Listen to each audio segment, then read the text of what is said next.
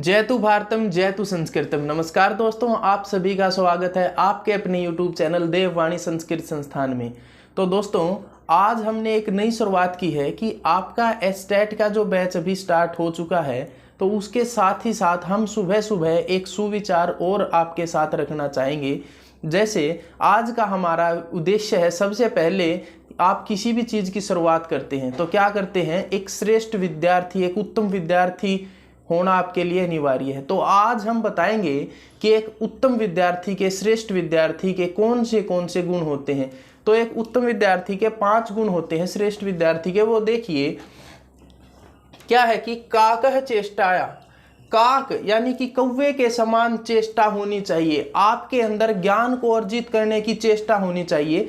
जिस तरह आप कौवे के पास एक रोटी का छोटा सा टुकड़ा डालोगे तो वो उसको झपट से उठाएगा और खा लेगा, ठीक है। उसी प्रकार हमारी भी पढ़ने की जो चेष्टा है, हमें कहीं से कोई विषय मिले उसको ग्रहण कर लेना चाहिए। काक के समान हमारी चेष्टा होनी चाहिए। दूसरी बात है बकवत चिंतयेत, बगुले के समान। बक क्या है यहाँ पर, बगुले। बगुले के समान हमें चिंतन करना चाहिए। जैसे आपने देखा होगा कड़ी धूप में भी बगुला एक पैर पे खड़ा रहता है और अपना चिंतन मनन करता है। तो हमें भी एक विषय को तैयार करने के बाद उस पर चिंतन मनन करना बहुत ही जरूरी है, और वो हमें बुगले के समान चिंतन करना चाहिए। ये विद्यार्थी का दूसरा गुण है। तीसरा गुण देखिए, सवानस्य निंद्रा। सवान, सवान मानी कुत्ता, कुत्ते की तरह निंद्रा होनी चाहिए आपकी। यानी कि आपने देखा होगा जब आप गली से गुजर रहे हैं, वहां पे कोई कुत्ता सो रहा है, तो वो आपकी वाइब्रेशन से धीमी आवाज को भी सुन के एकदम निंद्रा का त्याग करके झट से उठ जाता है। तो एक विद्यार्थी का भी यही तीसरा उत्तम गुण है कि उसको तुरंत निंद्रा का त्याग कर देना चाहिए। ये नहीं है कि आलस्य में आप पड़े हैं, बहुत देर तक लेटे रहें, ऐसा नहीं करना चाहिए। आजकल हम देखते हैं सुबह सुबह बच्चे उठते हैं, उठते ही आधे से 1 घंटा तो आप अपने फोन में व्यस्त और रहते हैं।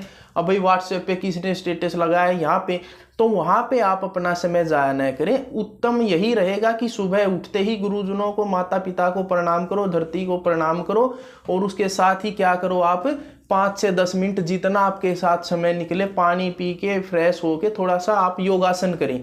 योगासन करेंगे आप तो उससे क्या, आपका शरीर स्वस्थ रहेगा, दिमाग सारा एक्टिव हो जाएगा, ठीक है। उसके बाद हमारी 3 विशेषताएं होने के बाद चौथी है अल्पाहारी, यानी कि विद्यार्थी को भोजन कम से कम करना चाहिए। ये नहीं है कि आपने 10-12 रोटी खाई और आप तुरंत निंद्रा में सो गए। तो विद्यार्थी के लिए अल्पाहारी होना बहुत ही आवश्यक है, क्योंकि अल्पाहारी से क्या है, आपकी निद्रा जो है वो अपने आप दूर हो जाएगी, ठीक है, कम निद्रा आएगी। इसके बाद 5वां और जो सबसे इंपॉर्टेंट है, गृह त्यागी।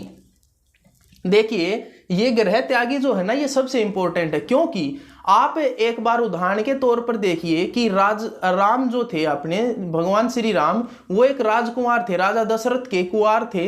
तो यानी कि वो एक राजकुमार होते हुए भी जब उनको लगा कि उनको शिक्षा लेनी है, ज्ञान ग्रहण करना है, तो उन्होंने अपना घर का त्याग करके ज्ञान प्राप्त करने के लिए गुरुवर के आश्रम में जाना ही क्या समझा, उचित समझा। और वो भी देखो राजा थे, वो एक राजा के पुत्र थे। राजपुत्र होते हुए वो चाहते तो एक अपने गुरु को अपने घर पे बुला के ज्ञान अर्जित कर सकते थे, क्योंकि उनके पास वहां पर सभी सुख सुविधाएं थी।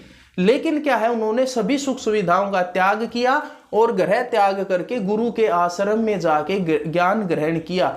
तो आज के दिन भी हमारे साथ बहुत से ऐसे बच्चे हैं जिनके साथ ये वाली समस्या बहुत ज्यादा है।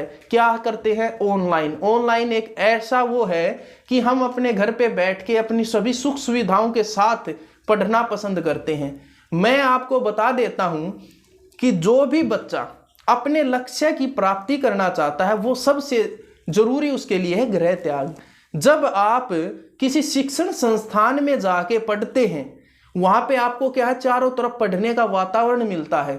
वहां पर आप जो ज्ञान अर्जित करते हो ना, वो बहुत लंबे समय तक याद रहेगा। और जो बच्चे आजकल ऑनलाइन के चक्कर में है ना, एक तरफ देखे हैं कई महिलाएं चाय बना रही हैं इधर, और इधर आप ऑनलाइन क्लास ले रहे हो किसी सर की, तो भाई ऐसा नहीं चलता। ये आपके लिए अच्छा है, लेकिन हमें उसके रिजल्ट पता है। भविष्य में आने वाले आप देखेंगे कि जो ये ऑनलाइन सिस्टम है ना टीचिंग का, ये हमारा एजुकेशन जो सिस्टम है उसकी नींव को खत्म कर रहा है। क्योंकि बच्चों को लगता है कि वो पढ़ रहे हैं, हाँ उन्होंने 50 क्लास ले ली, 100 क्लास ले ली, भाई उससे अच्छा ज्ञान अर्जित नहीं होता। जब आप सोचो राम जैसे राजा होते हुए भी गृह त्याग करके वो अपनी सभी सुख सुविधाओं को छोड़ के आश्रम में जाके ज्ञान ग्रहण कर रहे हैं। भगवान बुद्ध को देख लीजिए आप, भगवान बुद्ध ने भी जब लगा कि ज्ञान की प्राप्ति करनी है तो उन्होंने सबसे पहले अपने घर का, राजा के पुत्र थे वो भी, उन्होंने अभी अपने राज को ठुकरा के अपने एक तरफ जाके ज्ञान का ग्रहण किया था।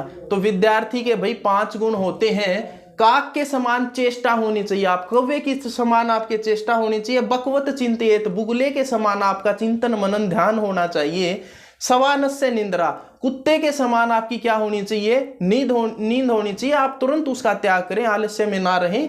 अल्पहारी हो, कम भोजन का ग्रहण करें। गृह त्यागी, जब आपको शिक्षा लेनी है, आपको लगता है कि आपने अपने उद्देश्य को पूरा करना है, तो आप क्या करें, घर का त्याग करें और जल्द से जल्द अपने किसी संस्थान में जाके पढ़ें, वहां पे आपको आपके बेहतर रिजल्ट मिलते हैं। विद्यार्थी न है पंचगुणा, तो ये विद्यार्थी के भाई 5 गुण हैं। एक उत्तम विद्यार्थी के यही 5 गुण होते हैं। तो आज का हमारा यही सुविचार था। इसी के साथ मैं चाहूंगा कि जो भी एक अच्छे विद्यार्थी बनना चाहते हैं, इन 5 गुणों को अपने ध्यान में रखते हुए, ठीक है। तो आज के लिए इतना ही, धन्यवाद, जय हिंद।